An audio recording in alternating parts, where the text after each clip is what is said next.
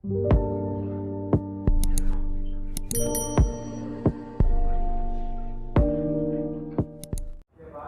वालेकुम, मेरा नाम है काज़िम रज़ा और मेरा ताल्लुक़ कनेक्टेड रियल एस्टेट से और हम लोग ओवरऑल बहरिया टाउन कराची को बिलखसूस डील करते हैं। आज की वीडियो बिलखसूस बहरिया टाउन की रोज़ ब रोज़ बदलती हुई सूरत हाल के ऊपर है। और अगर हम लोग बात करते चलें कि ओवरऑल रमज़ान के अंदर जो हमारे बहरिया टाउन के बारे में रेट्स की प्रेडिक्शंस थी, मार्केट के ग्राफ के बारे में हम लोग आपस में बात करते थे और उस ईद के फ़ौरन बाद की जो पोजीशन बनी उस पूरी सूरत हाल में कंटिन्यूसली बहुत ज़्यादा चीज़ों में फ़र्क आया। ओवरऑल अगर हम देखें कि रमज़ान के अंदर हम लोग ओवरऑल सब लोग ये एक्सपेक्ट कर रहे थे कि मार्केट बहुत ज़्यादा पॉजिटिव है, बहुत अच्छी चल रही है। और अगर सिर्फ हम लोग पहले 10-12 दिन को देखें रमज़ान के तो मार्केट थोड़ी सी नीचे थी, लेकिन फिर अचानक मार्केट में काफ़ी काम आया और बहुत अच्छे तरीके से उसका हमें रिस्पांस मिल रहा था। लेकिन सडनली जस्ट आफ्टर ईद ज़ाहिर बात है कुछ गवर्नमेंट के हालात हुए, डॉलर के मामलात हुए, ओवरसीज़ पाकिस्तानीज़ को कुछ ना कुछ अपने हिसाब से हुआ, क्योंकि ज़ाहिर बात है कि मार्केट के अंदर डायरेक्टली सिर्फ लोकल कस्टमर्स का इम्पैक्ट नहीं होता, ओवरऑल इन्वेस्टर्स का इम्पैक्ट होता है, गवर्नमेंट की सूरत हाल का इम्पैक्ट होता है, ओवरसीज़ लोगों के बिहेवियर्स का इम्पैक्ट होता है। फिर इसी तरीके से पूरा करते करते एक मार्केट का मजमूआ बनता है और वो मार्केट के ऊपर एक इम्पैक्ट देता है। तो ओवरऑल इम्पैक्ट की अगर मैं कंटिन्यूसली बात करता चलूँ कि वो पॉजिटिव रहा या नेगेटिव रहा, तो मैं अगर बात करूँ कि ईद के बाद से लेके ऑनवर्ड अब तक जब तक कि मेरी वीडियो अपलोड हो रही है और इवन इसके बाद भी जो हमें अभी तक ग्राफ नज़र आ रहा है वो कोई इतना ज़्यादा पॉजिटिव नज़र नहीं आ रहा। In terms of rates continuously जो हैं वो नीचे की तरफ आ रहे हैं और उसकी बहुत सी रीजंस लोग अपने तौर पे कम्युनिकेट कर पा रहे हैं। ज़ाहिर बात है वो अपने सोर्सेज और इन्फॉर्मेशन की बेस पे या मार्केट की गैदर्ड इन्फॉर्मेशन की बेस के ऊपर वो बातें कर रहे होते हैं, जिसके अंदर सारे फहरिस्त अगर मैं बात करते चलूँ कि बहुत से लोग एक्सपेक्ट कर रहे हैं कि ये सारी सूरत हाल BTK2 जो कि नूरियाबाद के पास है, और कुछ लोगों ने ये बात की कि पेशावर की एक्सपेक्टेड है न्यूज़,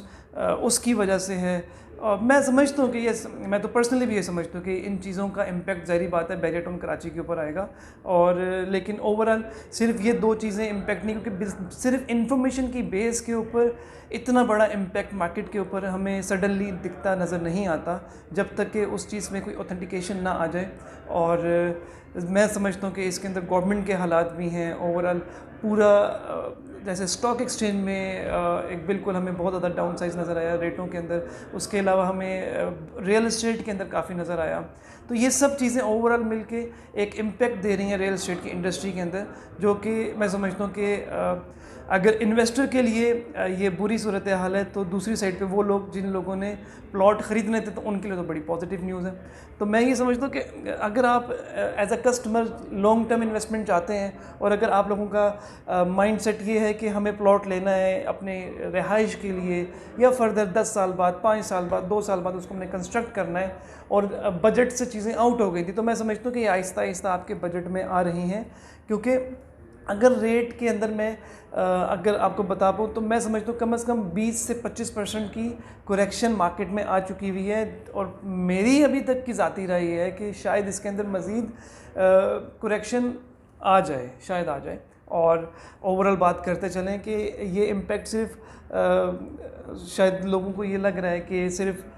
प्लॉट्स के ऊपर आ रहा है, लेकिन ये इम्पैक्ट ओवरऑल मुख्तलिफ़ चीज़ों पे ज़्यादा भी आ रहा है, लाइक कंस्ट्रक्टेड आइटम्स पे भी आ रहा है, लेकिन उनके ऊपर वो इम्पैक्ट 2-3 लाख से ज़्यादा का नहीं आ रहा। लाइक अगर हम 10 AK विलास की बात करते चले तो 2 करोड़ 20 लाख पे गए थे, आज 2 करोड़ 10 लाख में मिलता है। तो वो 10 लाख का जो फ़र्क है वो इतना बड़ा फ़र्क नहीं है, इतनी सी करेक्शन समझ में आती है। 2 बेड अपार्टमेंट में मैं समझता हूँ जो करेक्शन 1 करोड़ का अपार्टमेंट 92 लाख में आ गया था, आज दोबारा उसने 95-98 लाख का रेट मेंटेन कर लिया हुआ है। तो 2 बेड अपार्टमेंट ओवरऑल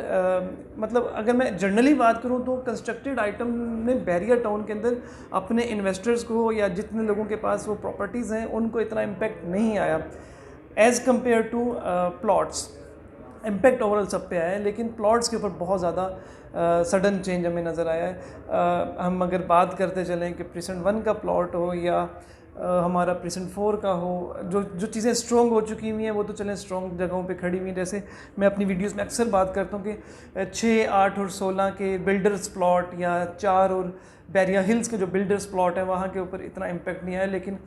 बाकी जगहों पे अगर बात करते चलें, मतलब वहाँ पे अगर इम्पैक्ट 2 करोड़ वाली चीज़ अगर 1 करोड़ 75 लाख की आई है तो इतना इम्पैक्ट आया है, लाइक एक बहुत बड़ा सडन चेंज नहीं आया। लेकिन अली ब्लॉक के अंदर हमें बहुत ज़्यादा चेंज नज़र आया प्रेसेंट 15 में, और प्रेसेंट 27 की जो न्यू डील की वजह से भी एक इम्पैक्ट जनरेट हुआ, जो कि थोड़ा थोड़ा करके स्ट्रॉन्ग होता रहा, और फिर उसने पहले 27 के रेट्स को ब्रेक किया, फिर उसके बाद आहिस्ता आहिस्ता वो ज़ाहिर बात है चीज़ों का फिर रेट मार्केट में स्टेबल होता रहा, लोग उसके ऊपर स्ट्रॉन्ग होते रहे उन रेट्स के ऊपर, और फिर बाकी रेट्स के अंदर भी चेंजिंग आती रही।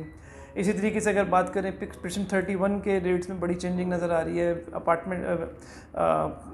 प्लॉट्स के रेट के ऊपर। एक मैं कोशिश करता हूँ कि नेक्स्ट वीडियोस ओवरऑल आपके साथ एक 125 यार्ड की स्पेशल रेट्स के साथ मैं कर लूँ, जिसके अंदर ओवरऑल आपको मैं कंपैरिजन में बता दूँ कि यार रमज़ान में या रमज़ान से पहले हमारा ये एक्सपेक्टेड रेट था और अब इसका ये रेट आ चुका है, जिससे थोड़ा सा हम लोग इस ग्राफ को अंडरस्टैंड कर सकेंगे कि ओवरऑल ये ग्राफ कितना डाउन हुआ, और फिर साथ ही मैं आपको फर्दर उसके ऊपर भी ये चीज़ गाइड कर दूंगा कि मज़ीद हमें क्या इम्पैक्ट लग रहा है। फर्दर ओवरऑल अगर समराइज़ करूं तो मुझे इस वक्त मार्केट की सूरत हाल में कोई इतना वाज़ेह पॉजिटिव चेंज नज़र नहीं आ रहा, लेकिन ये एक तरफ अगर कुछ लोगों के लिए बैड न्यूज़ है तो ये कुछ लोगों के लिए बहुत गुड न्यूज़ भी है। उसकी वजह यह है कि ओवरऑल ये मैं समझता हूँ एक अक्लमंदी का सबूत ये है, अगर आप एक अच्छे परचेज़र हैं तो हमेशा परचेज़ उस वक्त करें जिस वक्त मार्केट गिर चुकी हुई हो, क्योंकि तेज़ी के रेट में तो सिर्फ बेचने का वक्त होता है। तो ओवरऑल चीज़ों पे वर्कआउट करें, और चीज़ों को मैं समझता हूँ कि ख़रीदने का टाइम है। अच्छा, उस फेज़ से तो बैरिया बाहर आ चुका है जिस फेज़ में ये लगता था कि यार ये मार्केट इसलिए क्रैश की है, इसलिए टूट रही है कि फ़लाना लीगल केस हो गया, फ़लाने मैटर्स हो गए। एवरीबडी नोज़ कि MDA का मलिक डेवलपमेंट अथॉरिटी का एक बड़ा स्ट्रॉन्ग नोटिस आ चुका है, जिसके अंदर टाइटल जो है वो बैरिया टाउन के नाम पे होने का नोटिफिकेशन बहुत जल्द जारी होने वाला है, और उसके बाद फिर फर्दर प्रोसेस की तरफ निकल जाएंगे। लेकिन इसमें एक करेक्शन करता चलूँ कि जो लोग एक्सपेक्ट करें कि फ़ौरन लीज़ आ जाएगी, तो मेरी इंफॉर्मेशन के मुताबिक फ़ौरन लीज़ नहीं आएगी। उसकी सबसे बड़ी वजह यह है कि सुप्रीम कोर्ट ऑफ पाकिस्तान ने अपना ऑर्डर दिया हुआ है, जो भी इनका आया था इस प्लेंटी के बाद, कि आप अपनी टोटल जो आपके ये प्लेंटी है वो पे करेंगे तो हम आपको इसकी लीज़ की तरफ फॉरवर्ड कर सकते हैं। हो सकता है इसके अंदर बैरिया टाउन के पास कोई इंटरनल न्यूज़ आ चुकी हुई जो अभी तक ब्रेक नहीं हो, और माइट भी पॉसिबल कि लीज़ की तरफ बैरिया टाउन को ले जाया जा सके, क्योंकि आपको भी पता है इस बात का कि ओवरऑल तमाम इस तरह के मैटर्स, तमाम इस तरह की चीज़ें गवर्नमेंट की सिटिंग गवर्नमेंट के ऊपर बड़ा मैटर कर रही होती है कि इस वक्त की गवर्नमेंट कौन है, उस वक्त की गवर्नमेंट कौन थी। तो ये चीज़ें बड़ी मैटर कर रही होती हैं। माइट भी पॉसिबल बैरिया इसके अंदर अपनी कोई ना कोई सेटिंग बना जाए और अपने मामलात को लीज़ की तरफ फॉरवर्ड कर दे, जो कि एक बड़ा पॉजिटिव न्यूज़ होगी ओवरऑल पूरे पाकिस्तान, और specially for the overseas client जो मज़ीद सिक्योर हो जाएंगे। इन टर्म्स ऑफ रेट भी आपका इंक्रीज़ कर जाएगा, आपकी जगह की वैल्यू भी बहुत बेटर हो जाएगी। तो ये ओवरऑल इम्पैक्ट है। मेरी नेक्स्ट वीडियो ओवरऑल उसका वेट करें। रेट्स के ऊपर बताऊंगा कि पहले क्या था, अब क्या था, आगे आने वाले ग्राफ में हमें क्या एक्सपेक्टेड कर सकते हैं। सबसे आखिर में चैनल को ज़रूर सब्सक्राइब करें, बेल के बटन को ज़रूर दबाएं। Thank you very much. अल्लाह हाफिज़।